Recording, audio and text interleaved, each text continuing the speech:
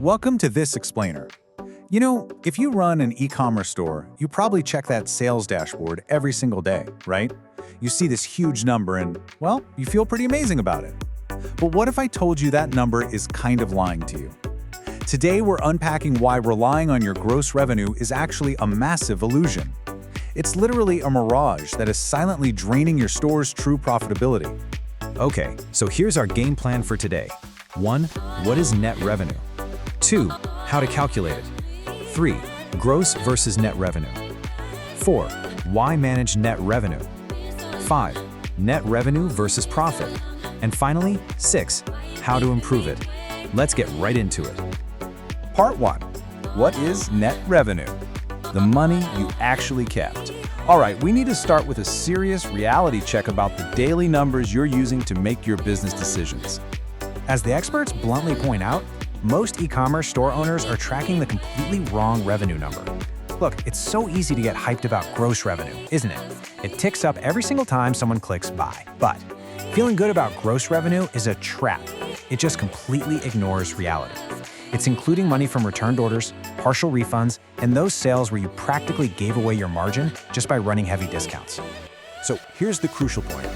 Net revenue cuts through all that noise. It completely strips away that raw order volume to show what you actually get to keep at the end of the day. It's the money your store genuinely retained. It reflects your actual performance after the totally messy reality of e-commerce takes its toll. Let's put this into perspective. Say you run a Shopify store and you pulled in 80 grand in gross sales last month. Sounds absolutely amazing, right? But wait, what if 8,000 of that came right back as returns? Then 2,000 went out as partial refunds for, damaged items. And another 5,000 was just discounted away through promo codes. Suddenly, your actual net revenue is only $65,000. That is a very real, very painful $15,000 gap. That's actual money walking out the door. And if you aren't tracking it closely, you are literally flying blind. Moving on to part 2, how to calculate it. The simple formula for reality. Now that we know exactly what it is, let's look at how to build a concrete picture of your true sales performance. The math here is pretty straightforward, but we really need to know what goes into the mix. First, grab your gross revenue. That's the total value of all orders before you touch anything. Then, subtract your returns. And in e-commerce, we all know return rates can be massive, right? Fashion can average 20 to 30%, electronics maybe 10 to 15. Next, subtract allowances. Those are the partial refunds you hand out when a customer keeps the item, but you drop the price because, say, it was damaged in transit. Finally, subtract discounts. I'm talking promo codes, those big site-wide sales, and those free shipping thresholds that absolutely eat your margins. Let's walk through a real-world example of a mid-volume Q1 Shopify store. Okay, so they hit $200,000 in gross revenue. Incredible. But wait, after $18,000 in returns, $4,000 in allowances, and $12,000 in discounts, their net revenue crashes down to $166,000. That means 17% of their billed revenue, a whopping $34,000, just evaporated through these deductions. Honestly, that's completely normal for a store this size. But knowing that exact number, that's what actually empowers you to fix it. Part 3, gross versus net revenue. Understanding the difference. We absolutely have to separate these two concepts because mixing them up can lead to some truly disastrous scaling decisions. What's fascinating here is how you should actually be using these metrics. Gross revenue? It's great. It's perfect for tracking raw order volume and that flashy top-line growth. But it risks making your performance look way better than it really is. Net revenue, though, is the money genuinely retained. Let's look at a perfect example. Say you calculate your return on ad spend using gross revenue. You might think, wow, a 5x return. But if a chunk of those orders gets returned, your real return is actually only 4.2x. So the golden rule, use gross revenue for volume benchmarks, but you absolutely must use net revenue for anything that touches your actual money. All right, part 4, why manage net revenue? Connecting to true profitability. Let's jump into why tracking this specific metric is literally the bedrock of a healthy, sustainable business. There are 3 major reasons you should be totally obsessed with this metric. First, it tells you if you're actually growing. Think about it. If your gross revenue shoots up 20%, but your net revenue only creeps up 8%, you're just working harder for less money, probably because you're discounting way too heavily. Second, it reveals hidden problems. Things like a sudden spike in returns or a leaked promo code on Reddit, those are completely invisible in your gross revenue. But net revenue, it exposes those leaks immediately. And third, It's the absolute foundation for every single profitability calculation you do. If your net revenue is off, your gross and net margins are basically built on quicksand. Part 5. Net revenue versus profit. They are definitely not the same thing. It is so vital that we don't mix these two up, because they measure completely different stages of your store's financial health.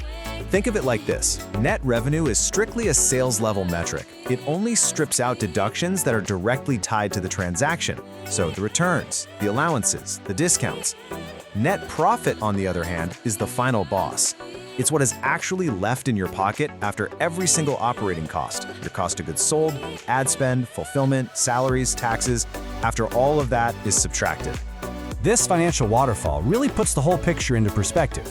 You start at the top with gross revenue, subtract the returns and discounts, and boom, you have net revenue. Then, you subtract your cost of goods sold to get gross profit. From there, subtract operating expenses, like your ad spend and fulfillment, to hit operating profit.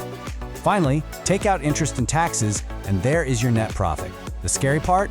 You can have incredibly solid net revenue, but still be losing money if your ad spend or fulfillment costs are just devouring your profit further down that waterfall. Section 6. How to improve it. Fixing the leaks. So, the real question is, how do we actually improve this number? Well, you can either sell more, or you can stop the bleeding. And let me tell you, stopping the bleeding is almost always faster and way cheaper than just throwing more money at ads. Start by attacking the biggest leaks first with a few tactical steps. Number 1, bring down those return rates. A mismatch in customer expectations is usually the main culprit. Did you know adding detailed size guides alone can cut returns by 15 to 20% in apparel? It's huge. Also, use real lifestyle photos, not just the perfectly lit studio shots. Number 2, stop running broad discounts that don't actually pay off. If a site-wide sale just cannibalizes the sales you were going to make anyway, you are literally just giving away your margin. Always set a net revenue threshold for every promo. And number 3, track your allowances by SKU. I guarantee you'll quickly find that a tiny handful of products or maybe just one bad supplier is causing a massive chunk of your partial refunds. Now, beyond the quick tactics, you need some strategic adjustments. First, review your pricing every single quarter. Supplier costs go up, shipping rates change, and underpricing is this quiet, silent killer of net revenue. It forces you to rely on heavy, discount-driven volume just to survive.